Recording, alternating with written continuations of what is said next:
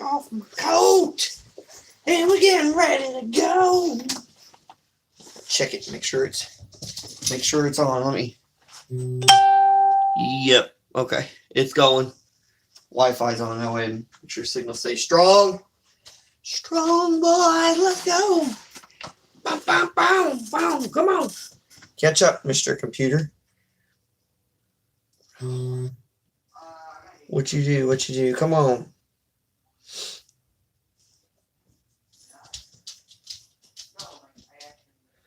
All right. Make sure. Hold on, guys. Let me check the volume real quick. There we go. Boom. Okay. Clap it out. Clap it out. Clap it out. This ball's flat. We're going to bring it up. I haven't brought this one up in a while. This ball's flat. We got to bring it up, though. Special luck. Always bringing something special. The Cats go on the road to Kansas. One of the toughest, if not the toughest. It's close. You know, we love Rupp Arena too. There's all kinds of places. Assembly Hall with Indiana. For some reason, they'll have a trash team, but win a bunch of home games. Some of the toughest places to play, and Kansas is ranked up there for sure, guys, in winning percentage, all the things you can think of. I would think. I'd say they're in the top 10 at least of home courts, maybe top 5. And if you just go by like this season, who knows, probably top 5 for sure. So let's look at the let's put on the winning hat. Let's put on the winning hat. I don't always wear hats. I don't wear cowboy hats. But when I do, I always wear them after my Chiefs win or Kentucky win. This was a black hat, so it's neutral, right? Could go black goes with any team colors. You could have orange and black would go with it. You could have red and black's going to go with it. So I'm happy that we won the game. This was a big victory for us. Big victory. And I've got it pulled up right here. Guys, now that you're coming in, pound the rock, pound it, hit right pound the rock, type it in the message log there, hit pound. Just hit the hashtag symbol if you want. It needs to be pound on a telephone. But we're going to pound the rock around a little bit. We're going to talk about some. You got to explain what pound is because all them kids only know it as hashtag. Yeah. When it used to be on a pound 96 on a telephone. But let's look at this stuff. Go ahead and hit that like button for me and share out. Get involved in the messaging. Right there. I'll be able to go back and forth in between these stats and your messages. So let me look at one thing real quick. Coming into this game, we had a 4-game stretch. It was actually with the Tennessee game, because counting the Tennessee game, but let's get past the Tennessee game. That was a good victory, but we said, hey, we're going to go on the road for the next few games here because we had on the road at Texas A&M. We got that victory. It was a tough one, but we got it. We go on the road to Auburn without, I think Ty either he got hurt in A&M or he got hurt at Auburn. We didn't have him. Tough one. We only lose by 9, though. And then we win at home against Mississippi State and then win at number 5 Kansas. Now, this is that statement victory we're looking for, right? Because resume building, you're looking for that statement win. And what I like about this statement win is that it was not, and speaking of that, let's do a little bit of celebration here. Bam, let the light shine. I don't know if y'all, hopefully see that. The statement win this time, right, is a simple fact. Someone might have messaged in there. What's up, Lil John? If I type back, it'll be your name. What's up, Lil John? Good to see you. All right. Sun is in there. What's good about this statement victory is that it was on the road. It wasn't at home where upsets happen more often for the underdog team. And we were the underdog team. I think I did Kentucky on the money line, meaning I thought they were going to win the game. So I hit that one. And I also hit Kentucky +7. Kentucky was like +7 in this game. They were the underdog by like 7 points. I think, no, sorry, 4.5. So when I saw it, it might have been different when you guys saw it. So just to let you know. All right, let's look. And if you look at this right off the bat, 14 minutes ago, Brooks scores 27. All you doubters of Keon Brooks, stop it. Stop it. That guy has a few more games like that. His potential alone, he can play in the NBA. His jump shot is there. Is his three-point jump shot there? No. Can it become more consistent? Yeah, it could. Consistent enough that what he does in rebounding and maybe not necessarily stealing the ball and blocking shots, but he does defend okay. You know, he's with his guy, and he's in position to get rebounds. Can this guy play at the next level? Yes, he can. Keon Brooks sure the heck can. Let's look at this. Let's see what they said here. Can't play the video. Might be some copyright stuff in it. But 80-62, they were up 20, right? And they were up 20, and then they beat them by 18 in the second half. That's a total domination of a game. That's not like you dominated in one half and you only won by 7 because you let Kansas come back. No, you dominated both halves. So that says something about Kansas and Kentucky at this point in the season. Kentucky is healthy. And today, when healthy, they showed. We didn't even have to talk about Sharp. And I would have liked to see him get a few minutes, but we didn't have to. But, hey, it is what it is. Kellen Grady, he hit over his 300 threes made in his career. I think he's like at 301. He did good. Ochi Abachi, he did score 13 points, 10 in the second half. He got over double figures. And then their Christian Braun also had 13 points for them too. But Kentucky dominated the boards, guys, owning a 41-29 advantage. All this is on ESPN, so I'm not making it up. I watched the game. I saw the stats in the game. I go to ESPN to verify. These are all just things that if you didn't see, I'm recapping for you. Something you should have saw or shouldn't have saw. You can't saw something. Something you should have seen. The hat's getting too tight on my head. All right. Let's go to the box score real quick and just look at that real fast. And I'm going to really start getting into more of what I feel of the game and what I thought.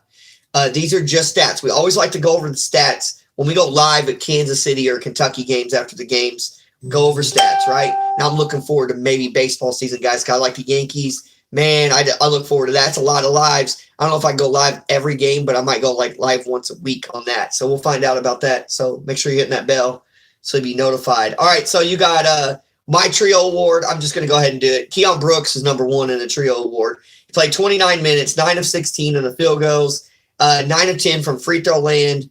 Come on, And then he had 5 rebounds. 8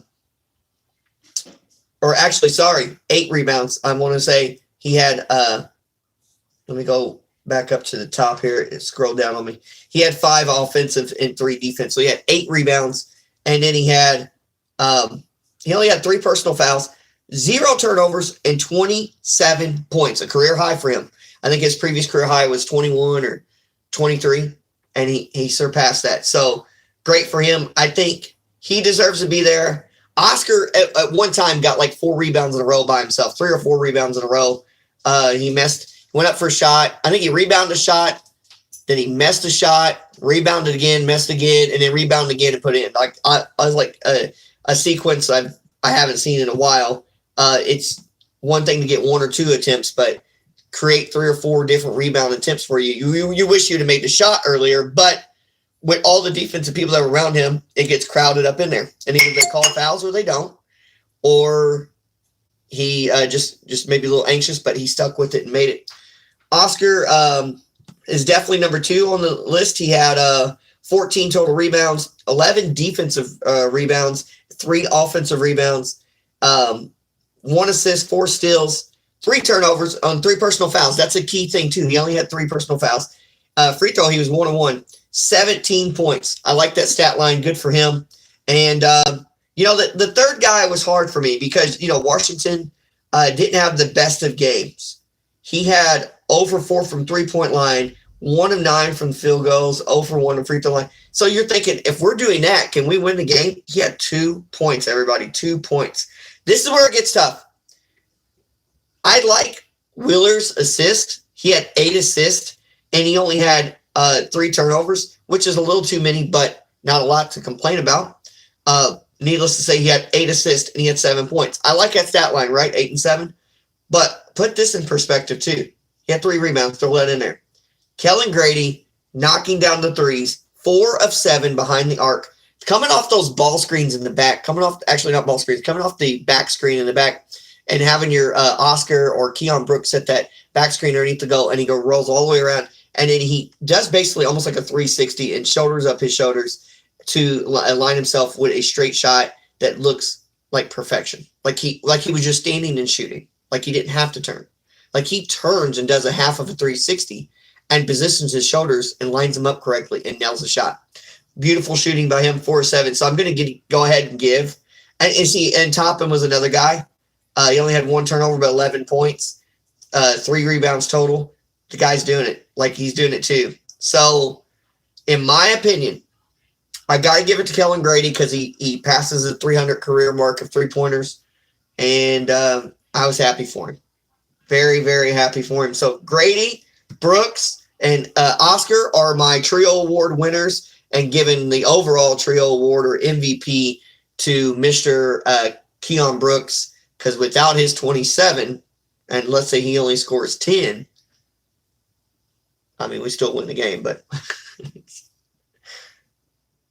we'd still won the game because we won by 18. So if you only gave him 10, and he had 27, you had to subtract 17, we'd still win by 1. But that's how important his points were tonight. Back-to-back, yeah. It's just beautiful by Kellen Grady. I'm really enjoying his game. Let's see.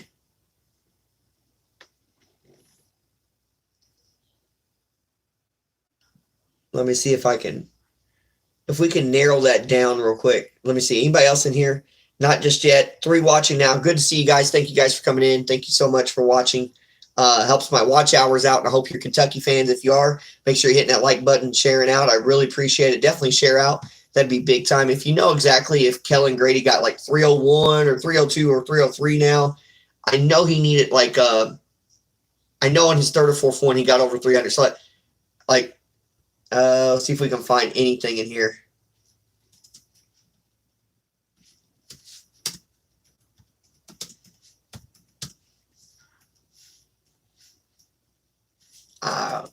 Typed it together.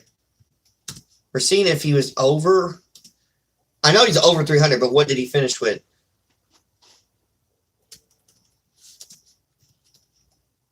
Let's see, over 303 pointers.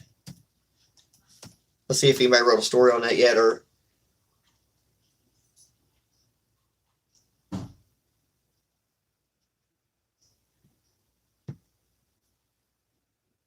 okay, no. I want to assume that Kellen Grady knocked down. He's got 4. So he was at, I think with the 4th one, he got to like 301. Comment down below if you think it's like 301 that he got to. If you guys know the answer to that question. I believe it was 301, but I'm not 100% sure. Let's see. Kellen Grady.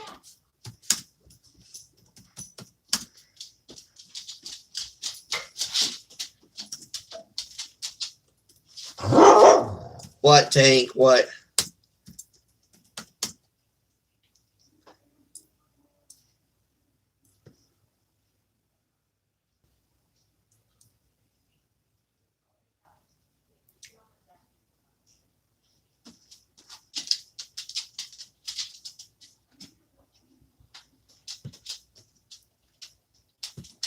Keeps taking me back to the ESPN thing. I believe he made 301 right now. I think he's at 301. I'm not 100% sure on that. Comment down below if you guys know that answer. That's what I believe it is. Let's see.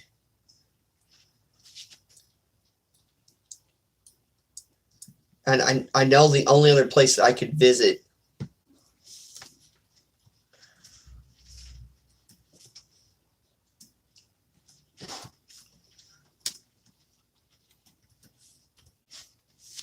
Okay, there's one more place I'm going to check and just see if it comes up.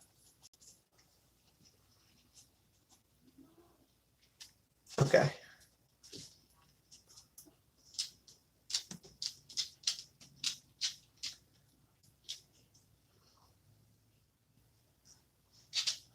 Keon Brooks, wow, career high. Okay.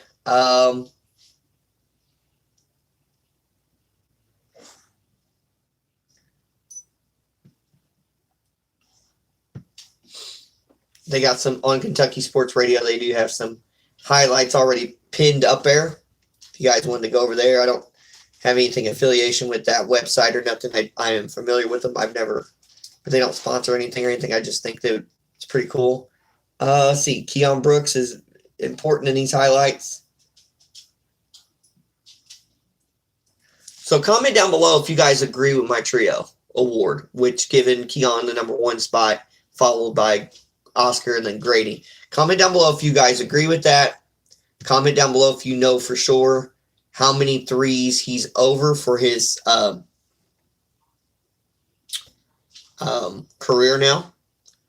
I will, if we can't figure it out here in a few seconds, then we're going to move along, and I'll just put it in the comment section after this video like uploads. When I do figure it out, I'll put like, oh, Grady passed, and I believe it's 301. I think he's at 301. He needed like 3 or 4 tonight, or 2 or 3 tonight, and I think he ended up with 4. So I think he got 301. That's what I want to say he's at, but I'm not for sure.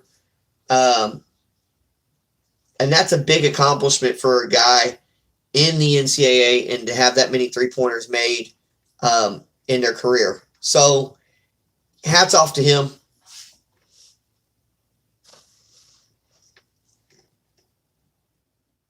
Thank you, Melody. Have a great night as well. Thank you so much for tuning in. Thank you guys for watching. I really appreciate it. We're sitting here at, let's see where we're at.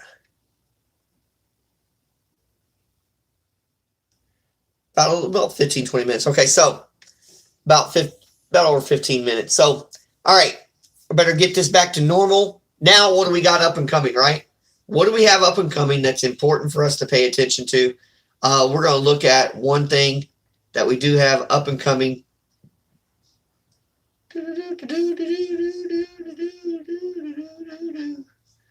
Let's go back.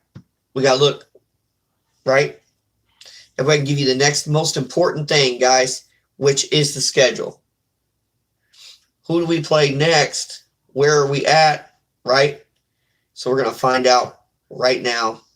Okay. Some other news too.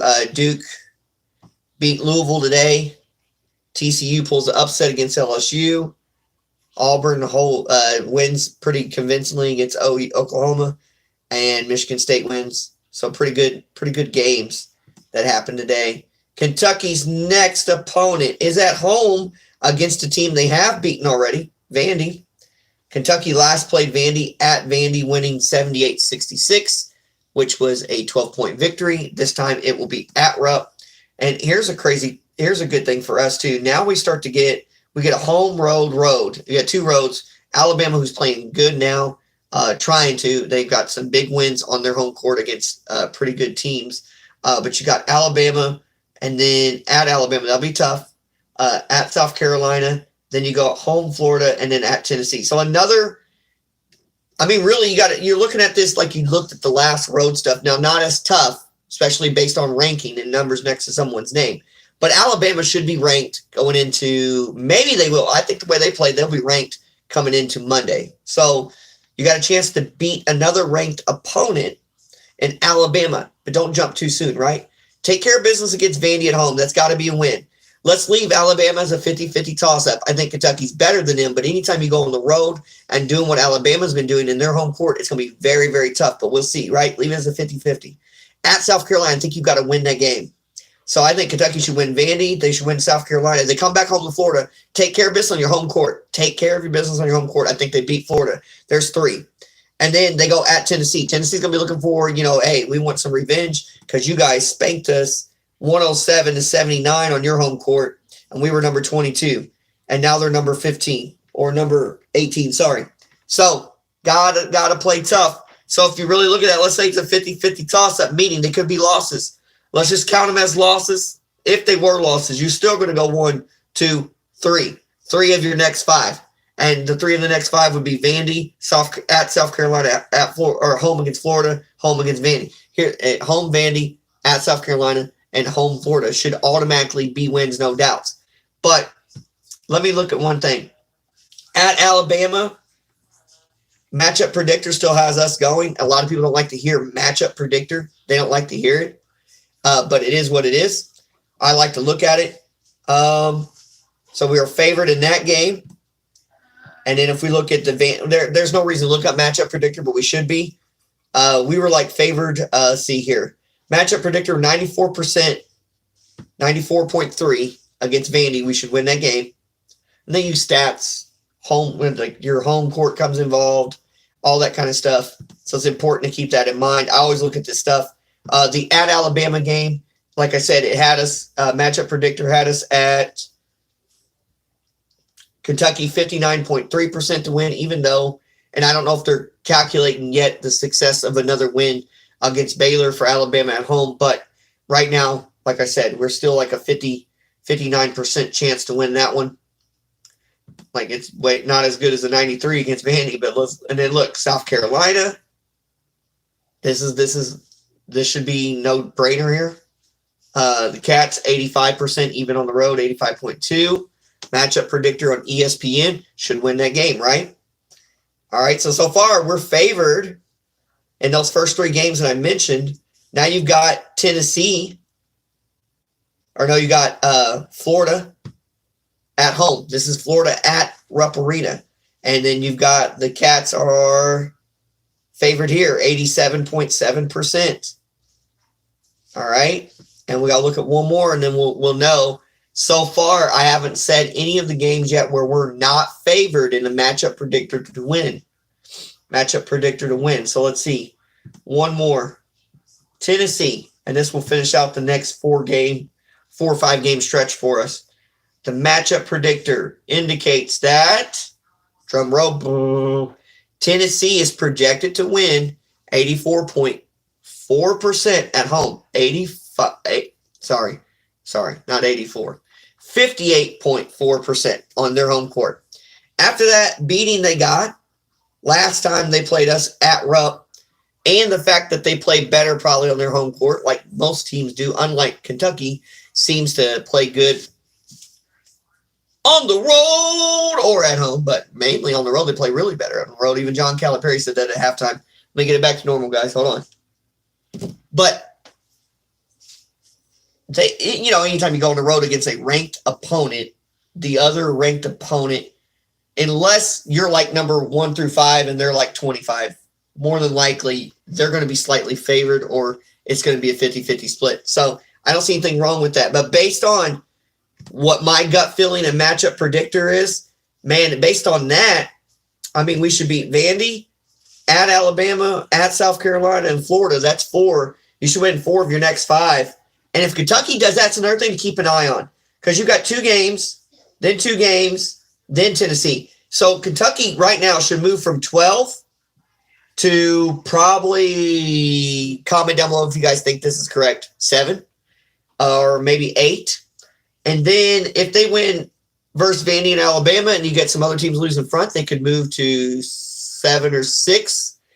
Let's say they came in at 8 and then they win the next 2, right? If we can do that, maybe like 7 or 6. And then if you beat at South Carolina, at Florida, and you got some other teams that have lost, maybe you're sitting at like number 5 or 4 in the country. And at that point in time, Kentucky's really starting to get some resume building, because Alabama may be ranked coming in Monday. They may get ranked. And if they do, could be a top 25 victory for you. And then if that happens, the Cats at that point could be looking at a matchup, depending on what Tennessee does too. Maybe Tennessee's floating around 10, 12. If they ain't lost a game because they're 18 now, maybe they worked their way down a little bit, 14 to 10. So it'd be like number 14 or number 10, Tennessee at home against like possibly, we don't jump to conclusions, but possibly like a top 5 Kentucky team. And I'll say Kentucky wins that. Watch out, number 3, 2, and 1. The Cats are completely back. Now, that's based on injury, staying away. We had an injury bug already. It stays away. All those other type of bugs stay away. And we have our full team, and we'll see what happens, right? Can't jump to conclusions. You can't count your chickens before they're hatched. And you got to see what happens, right? James, thank you. Thumbs up. I really appreciate it. Yes. Thank you guys so much for tuning in. I'm so happy that you guys have just tuned in. And thank you for hitting the like button and commenting. You guys, it really means a lot. And nothing but respect to all you guys that come in here. And the ones that watch the replay, thank you too as well. All right, guys. I want to leave you with the fact that we won the game, right? Go Big Blue. Pound the rock, baby, pound the rock. I want to leave you with a little passage of hope. Because I tell you what, hey, buddy, there's Tank. I had some hope come up for me getting a new job. I start Monday. I've been praying about it, and God's been blessing me. Jesus blessed me with a new job. Start Monday, and I wanted to read a passage to you, just a quick passage. And let me tell you, when I read this, I am not here to offend anybody who doesn't believe in the Bible or Jesus Christ or anything like that. If you don't, I understand that's your feelings, and I would never push anything on you, but just listen to the words. Hopefully the Holy Spirit speaks to you and works in your heart, but it's not about that. Just listen to the words, and I would respect if you guys read something. I wouldn't click off your channel real fast or anything. I'd listen and just like, okay, yeah, and I can get something out of what you're saying. So this is something about how to maintain hope in your life. And before we go, understand this from the perspective of a Christian and believing in Jesus Christ and the Holy Spirit. It says, now the God of hope fill you with all joy and peace in believing, that ye may abound in hope through the power of the Holy Ghost. Romans chapter 15, verse 13. I give all the praise to God for everything he's done in my life, and being able to watch these games and to be able to have fun with you guys and go live and be respectful to one another. And like I said, not trying to push nothing on nobody or nothing like that, but anytime I can show respect to my God and Jesus Christ for what he's done for me and in my life, it's my obligation to do so because I want to do. And other than that, I hope you guys are having a great day. I look forward to starting my new job Monday. And also, we might be going live again tomorrow. We will go live. Win or lose, Kansas City versus Cincinnati. Win or lose, we will go live. Win or lose. And if they lose, they lose, right? Kansas City has been great the last 4 years, and they've been there. They know what's going on. Cincy beat them up pretty badly last game in the regular season, like week 16 or so. But Buffalo beat up Kansas City in regular season too as well. And we had one heck of a game last Sunday. So never know what's going to happen. Day to day, right? Day to day. So, all right, guys. My hair was sticking out of there. Let's see what it looks like when I take it off. Oh, man. All right. Well, that's all I have. Don't forget to like, subscribe, comment, and share. Hit the little bell so you'll be notified next time we upload. And like I said, we'll go live probably tomorrow after Kansas City game. So hit that bell for sure. And guess what?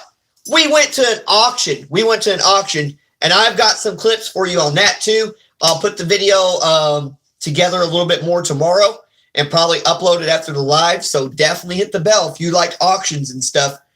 Let me tell you, we bought a bunch of ribbons. You'll see what I'm talking about. And some other cool stuff too. I'm not going to go any further. But just hit that bell so you'll be notified, guys. All right, guys. That's all I have. I'll say it once again. Don't forget to like, subscribe, comment, share. Hit the little bell so you'll be notified next time we upload. Until next time, guys, happy Big Blue Nation victory. Victory. Pound the rock, baby. Pound the rock. Peace, y'all. Later. I gotta go over here and hit this stop button. No, I need to get like a remote or something. Later, guys. Bye.